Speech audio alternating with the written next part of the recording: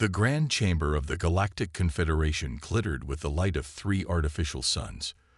2,000 delegates from 27 different species sat in rising tiers around the central speaking platform. The air smelled of alien perfumes, and the soft hum of translation devices filled the room. Jack Norton adjusted his formal blue uniform as he walked to the center of the chamber. At 58, the Earth ambassador carried himself with the confidence of someone who had spent decades in diplomatic service. His gray hair was cut short, his face weathered but strong. Behind him walked Samantha Ellis, the vice ambassador, her red hair tied back in a neat bun, her green eyes scanning the chamber with calm focus. Esteemed representatives of the Galactic Confederation, Jack began, his voice carrying easily through the perfect acoustics of the hall. For 50 years, humanity has stood among you as partners in this great alliance of worlds. The alien delegates shifted in their seats. Something in Jack's tone made them uneasy. Most humans were easy to read. Their emotions displayed openly on their faces, but today the entire human delegation wore expressions of perfect, practiced calm.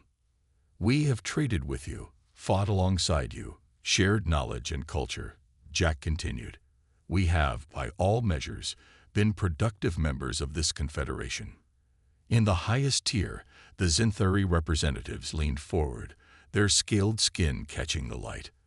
They had always been suspicious of humans, always the first to limit human expansion with new regulations and restrictions.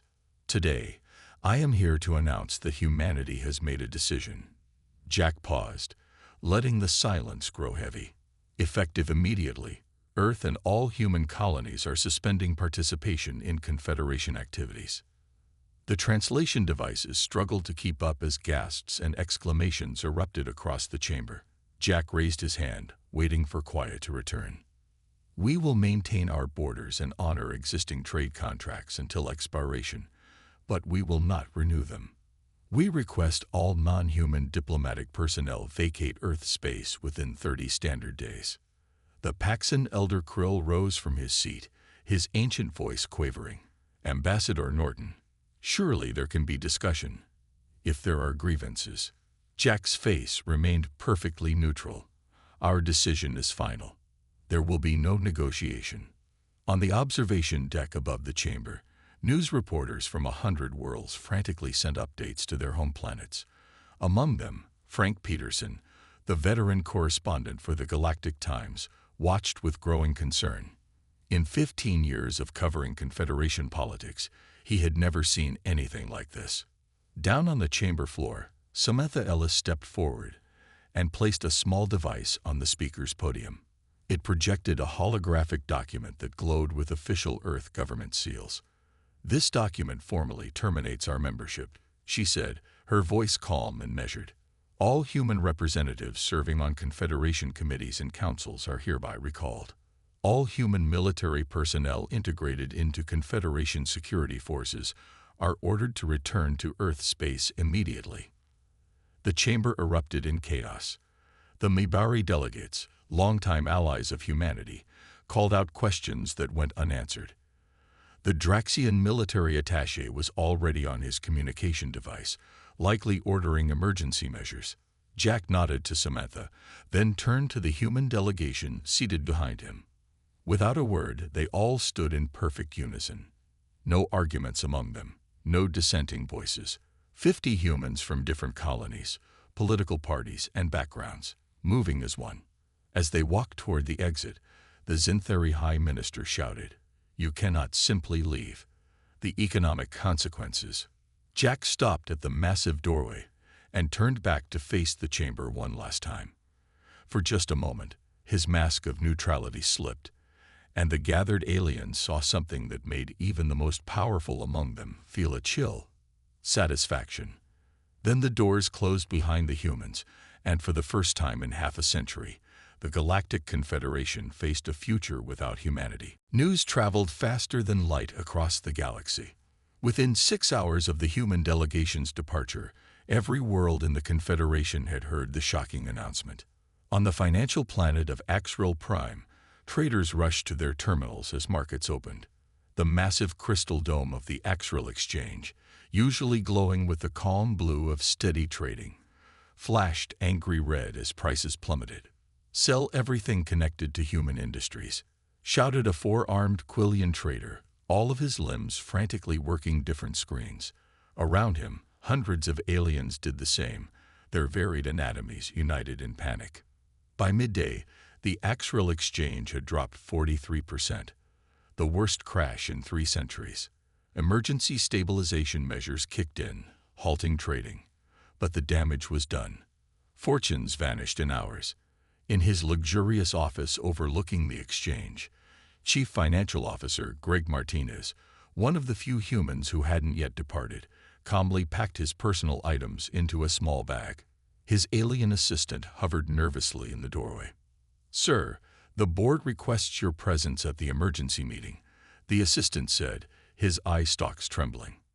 Greg looked up and smiled slightly. "Please tell them I've resigned. Effective immediately. My shuttle leaves in 30 minutes. But sir, you're the only one who understands the human market sectors." Greg shouldered his bag. "Yes, I know." On the Zinthari homeworld, the High Council gathered in their ancient stone chamber. High Minister Zol, his scaled skin pale with stress, addressed the group with barely controlled fear. "They have always been unpredictable," he hissed, pacing on clawed feet. "But this unified silence suggests coordination beyond anything we've witnessed from them before." A younger council member spoke up. "Perhaps they simply tired of our regulations. Humans are known to value their independence." "Fool." Zol slammed his fist on the stone table. "No species acts with such perfect unity without years of planning. They found something, discovered something we kept from them." The chamber fell silent as the implications sank in. "Increase military readiness," Zol ordered. "Monitor the borders with human space, and find out what they know." On the human frontier colony of New Montana, the largest antimatter production facility in the quadrant was going quiet. The massive fusion reactors that powered half the Confederation's fleet cooled one by one, their familiar hum fading to silence. Governor Olivia Garcia walked through the facility's main control room, her boots echoing on the metal floor. Around her, human technicians followed shutdown procedures with practiced efficiency. No one spoke about why. No one needed to. Through the reinforced windows, Olivia could see dozens of alien ships hovering outside the facility's space dock, waiting for fuel deliveries that would never come. Their increasingly desperate communications flashed on monitors that no one watched.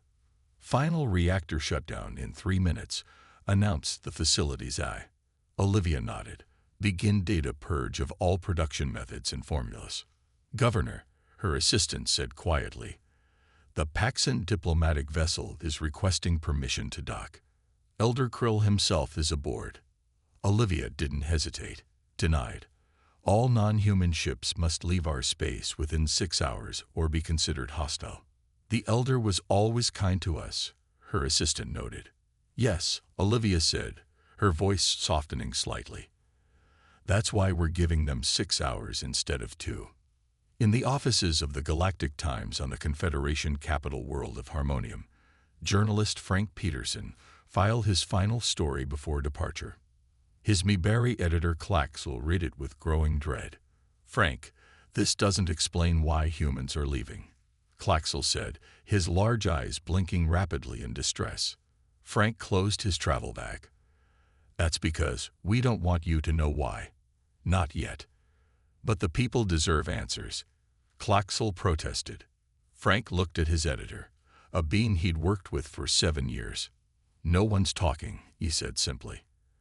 "And that's what terrifies everyone." As Frank walked out of the newsroom, dozens of alien reporters fell silent, watching him go. He was the last human journalist on Harmonium, and with him went any hope of understanding the most unified and mysterious action humanity had ever taken. 2 weeks after the human withdrawal, the Grand Chamber of the Confederation Council felt strangely empty. The human seats remained vacant, a visible reminder of the crisis facing the galaxy. Elder Krill of the Paxan hegemony rose slowly to speak. At over 300 years old, the tall, willowy alien had seen many crises, but none like this. His pale blue skin had grown even paler with worry. "We must understand their grievances," the elder said, his voice soft yet carrying to every corner of the room. "In 300 years of Confederation history, no species has ever completely withdrawn." The Zinthari representative hissed in disagreement. "The humans are playing games. We should show strength, not weakness." "And how has your strength helped so far?" Elder Krill asked. "The human border is sealed. Your military vessels cannot even approach their space without being turned away by automated defense systems." The chamber erupted in arguments until the council leader banged his ceremonial staff on the floor. "Enough. Elder Krill's proposal is reasonable. We will send a diplomatic mission to Earth." In his small apartment on Harmonium, Ambassador Daniel Wright stared at the official message on his screen. Of the thousands of humans who had lived and worked in Confederation space, he was among the few dozen who had chosen to stay behind. "They want me to lead a mission to Earth," he told his Elorian wife, Nella. Her luminescent skin glowed softly in the dim room. "Will you do it?" she asked, her large eyes concerned. Daniel ran a hand through his brown hair. At 42, he had spent half his life in diplomatic service, building bridges between humans and aliens. Now those bridges were burning. "I might be the only one who can," he said quietly, "but I'm not sure my own people will even talk to me." Nella touched his hand, her skin warming his. "They still consider you human, even if you married one of us." Daniel wasn't so sure. The human withdrawal had been total and unified. His decision to stay with his alien wife marked him as different. 9 days later, Daniel stood on the bridge of the Confederation diplomatic vessel Harmony as it approached the edge of human space. The ship carried representatives from 12 species, all chosen for their positive history with humanity. "Broadcasting our request for entry now," the communications officer announced. The message was simple: a request for dialogue, an offer to address any grievances, a plea for cooperation. They sent it and waited. Hours passed, then days. The diplomats took turns watching the communications array, hoping for any response. On the 9th day, as hope began to fade, a brief message arrived. "Her mission denied. Human space is closed to all non-human visitors indefinitely." Daniel stared at the message. That's it. After all these years of cooperation. Elder Krill placed a thin hand on Daniel's shoulder. "Did you notice, Ambassador Wright? The message doesn't say human citizens are unwelcome, only non-humans." Daniel looked up, understanding dawning. "They're giving me a choice. I could go home, but Nella couldn't come with me." "What will you do?" the elder asked. Before Daniel could answer, the ship's alarms blared. The captain rushed onto the bridge. "The Hansen wormhole just collapsed," he shouted. Daniel frowned. "That's impossible. The Hansen wormhole has been stable for 30 years. On the main screen, they watched as the massive wormhole, a shortcut that reduced travel time between sectors from months to hours, simply vanished. It wasn't a natural collapse, the science officer reported, checking her readings. The human stabilizers on both sides were deliberately shut down. As they watched in horror, reports came in from across the galaxy. One by one, the vast network of wormholes maintained by human engineers were shutting down. Travel routes that had connected the galaxy for decades disappeared in hours. "They're not just leaving," Daniel whispered. "They're making sure no one can follow them." Elder Krill's ancient face showed fear for the first time.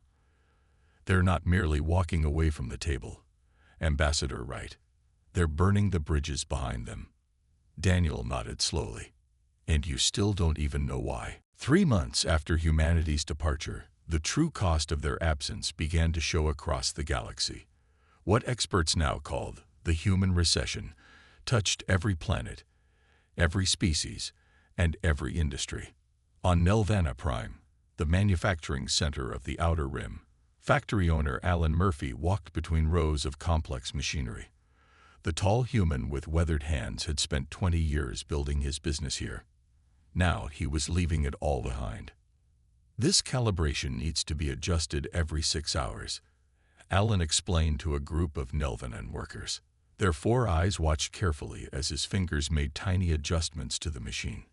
If the sound changes from a hum to a buzz, you need to stop everything immediately. The factory's manager, a respected Nelvanan named Klex, looked worried.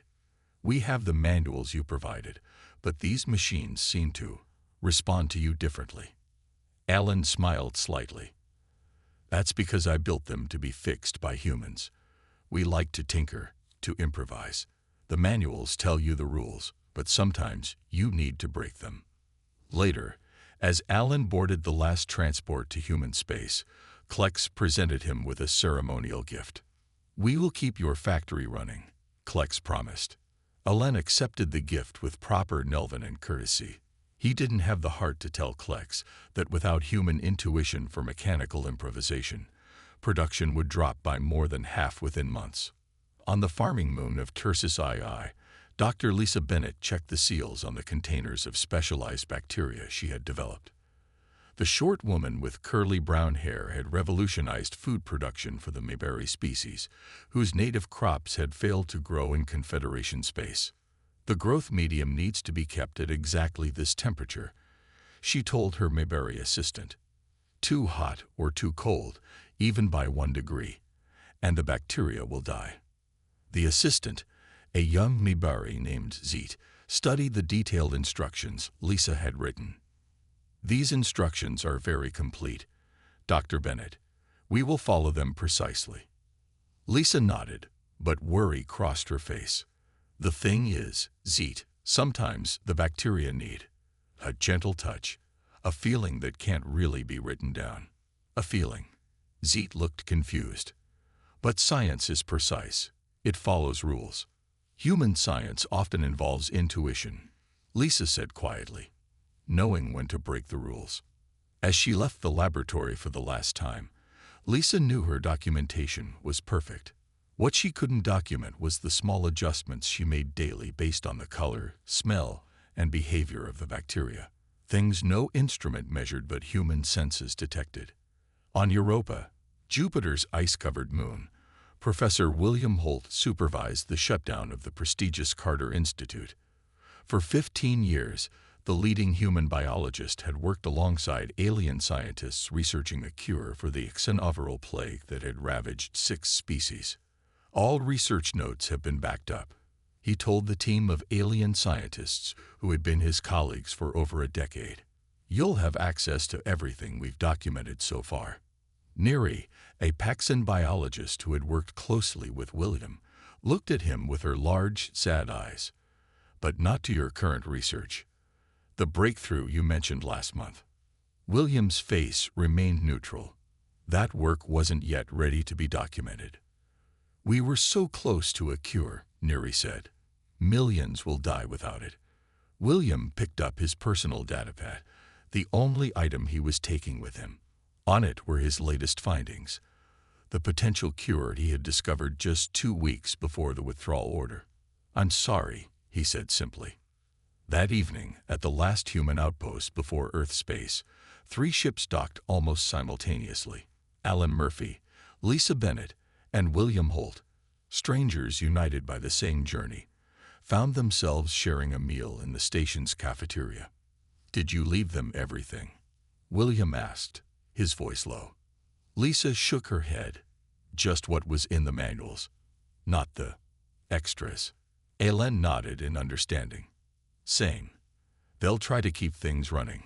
But without us, it all falls apart. William finished, just as planned. The 3 humans, an engineer, a microbiologist, and a medical researcher, shared a knowing look. None of them needed to say what they all understood. This was not just a withdrawal. It was a lesson the galaxy needed to learn. 6 months after humanity's withdrawal, the merchant vessel Eternal Dawn drifted silently through space. The ship's captain, a veteran Elorian trader named Frill, had made this journey 100 times before. The route through the Epsilon sector had always been safe, protected by human-led security patrols. Today, there were no patrols. "Captain, sensors are picking up an unidentified ship," the first officer reported, his luminescent skin pulsing with anxiety. Before Vril could respond, 3 more ships appeared, surrounding the Eternal Dawn. Their designs were unmistakable. Canthian raiders, pirates known for their brutality. "Send a distress signal to Confederation security," Vril ordered, knowing it was useless. The nearest patrol was now days away, not minutes. As the pirates boarded his ship, Vril thought of Admiral Karen Powell, the human who had commanded the 6th Fleet that once kept these lanes safe. For 15 years, her ships had been everywhere in this sector, appearing almost magically whenever trouble started. Now she was gone, along with every human officer and crew member, leaving only poorly organized alien replacements. On the Confederation capital of Harmonium, the Security Council met in emergency session. Around the table sat the military leaders of 12 species, their faces grim as they reviewed the latest reports. "That's the 7th major pirate attack this month," announced General Zorax of the Draxians, the most militaristic of the Confederation species. His gray, armored skin reflected the harsh lighting of the war room. "The shipping lanes are becoming death traps. We've increased patrols," responded Commander Trill of the Paxen Defense Force. "But we cannot cover the same territory the humans did with their smaller fleet." "Because they were unpredictable," Zorax growled. Their patrol patterns made no logical sense, yet somehow they were always where trouble started. The room fell silent as the aliens contemplated this truth. Human military strategy had always seemed chaotic, even random to alien tacticians, yet it had been undeniably effective. "We have been studying their tactics," Zorax continued, activating a holographic display of recent patrol routes. "We are trying to apply human strategies, but we think too differently," finished Admiral Quix of the Mabari Defense Corps. "What looked like chaos to us was actually a system we cannot comprehend." In the Minerva Belt, where rare elements necessary for faster-than-light drives were mined, a fleet of Confederation ships surrounded the main extraction facility. For weeks, they had tried to access the automated mining systems that continued to function but would not respond to alien commands. The facility's operations center was a marvel of human engineering. Robotic miners worked tirelessly, extracting precious materials and processing them. Yet not a single gram of the final product could be accessed. The storage silos remained locked behind security protocols that even the best Confederation AI specialists couldn't crack. Chief Engineer Paul Rodriguez had designed the facility 5 years earlier. He had built-in backdoors and security overrides that weren't in any official documentation. When he left with the other humans, he had activated protocols that kept the facility running but made its output inaccessible. "Try another bypass," ordered the Zinthuri commander, his patience wearing thin. The alien tech specialist looked up from her console with frustration. "It's no use. Each time we try to access the system, it reconfigures itself. It's almost like it's learning from our attempts." The commander hissed in anger. "How is that possible? It's just a machine." What the aliens didn't know was that Paul had installed a rudimentary AI based on his own problem-solving patterns. The system didn't just block access attempts. It studied them, adapted to them, and grew stronger with each failed intrusion. Near the edge of human space, a small Confederation scout ship drifted with minimal power.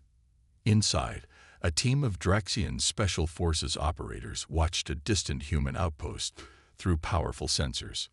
"Any movement?" asked the team leader. "Nothing for 3 weeks," replied his second-in-command. "The automated defenses are active, but there are no life signs." The leader frowned. "This makes no sense. The humans withdraw completely, but leave their defense systems running, their mining facilities operating, their communication networks intact." "Maybe they plan to return," suggested another team member. The leader stared at the silent human outpost. "Or maybe they want us to think they've left when they're still watching us." He didn't realize how right he was. Deep within the outpost, hidden sensors recorded every word, transmitting data through channels the Confederation didn't know existed, to recipients whose existence they had never suspected. Nearly a year after humanity's departure, Lily Chen sat alone in her small apartment on Harmonium. The junior diplomatic aide was one of only 5 humans who still remained on the Confederation capital world. At 28, with short black hair and determined eyes, she had once believed deeply in cooperation between species. That belief had died 6 months ago when she discovered the files. Tonight, she would reveal the truth to the galaxy. Lily checked her secure terminal one last time. The encrypted data package was ready, copies set to release to every major news outlet in Confederation space simultaneously. Once she pressed the button, there would be no going back. She thought of her family back on Earth, of the friends and colleagues who had left without explanation. They had known what she only recently discovered.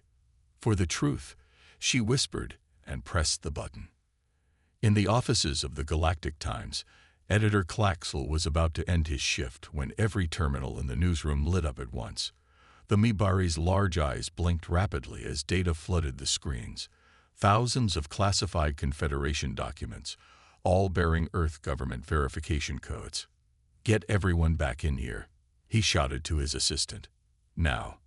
As reporters rushed to their stations, Claxel opened the first file.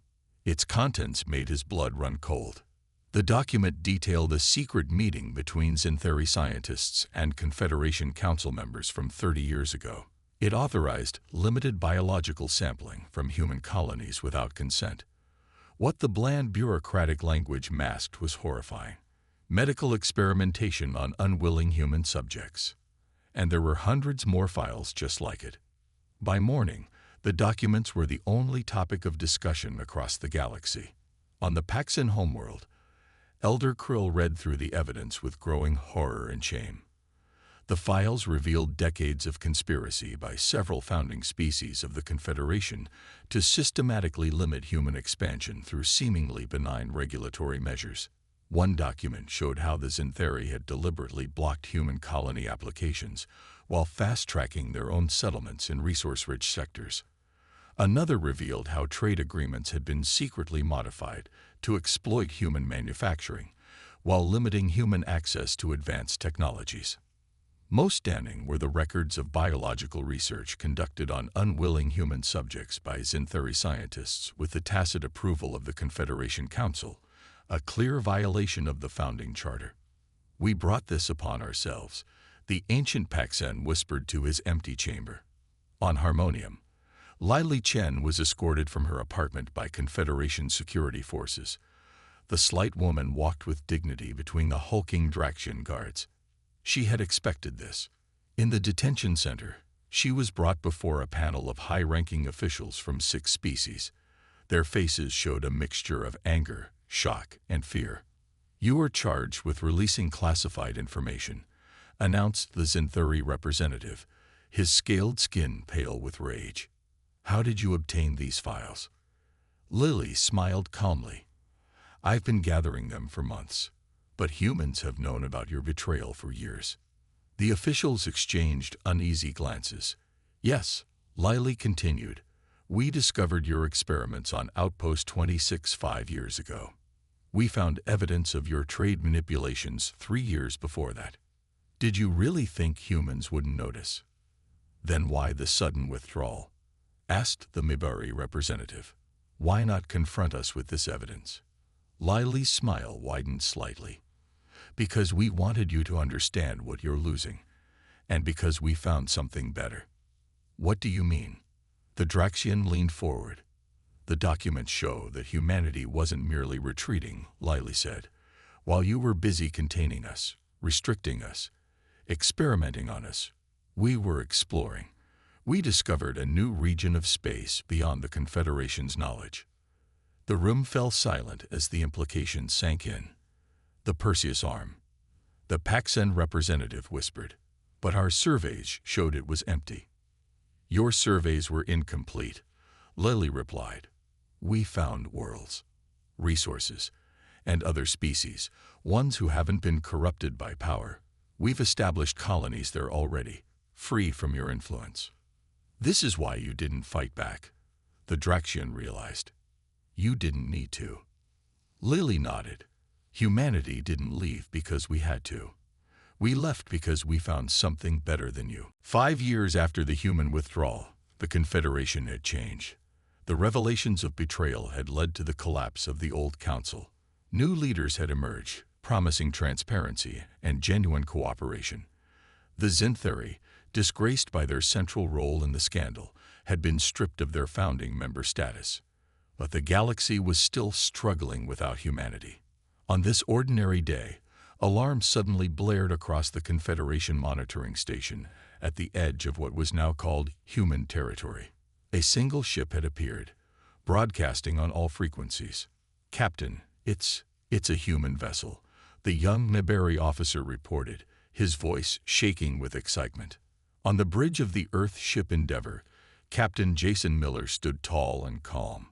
At 45, with dark skin and steady eyes, he embodied the confidence of a man who knew exactly what message he carried. Broadcasting now to all Confederation channels, his communications officer confirmed. Jason nodded. "This is Captain Jason Miller of the Earth Diplomatic Corps," he began. "The human race has observed your progress since our departure. We see genuine reform in the Confederation and acknowledge the steps taken to address the injustices that prompted our withdrawal." Across the galaxy, all regular broadcasts were interrupted as his message was relayed from world to world. On Harmonium, the new Confederation Council gathered in the same chamber where Jack Norton had announced humanity's departure 5 years earlier. They listened in stunned silence as Captain Miller continued. "We are prepared to discuss terms for limited diplomatic and economic relations, not as members of the Confederation, but as an independent power with our own sphere of influence." The council members exchanged nervous glances. The new Paxan elder, a younger relative of Krill, leaned forward with hope in his ancient eyes. "Is this real?" whispered the Mibari representative.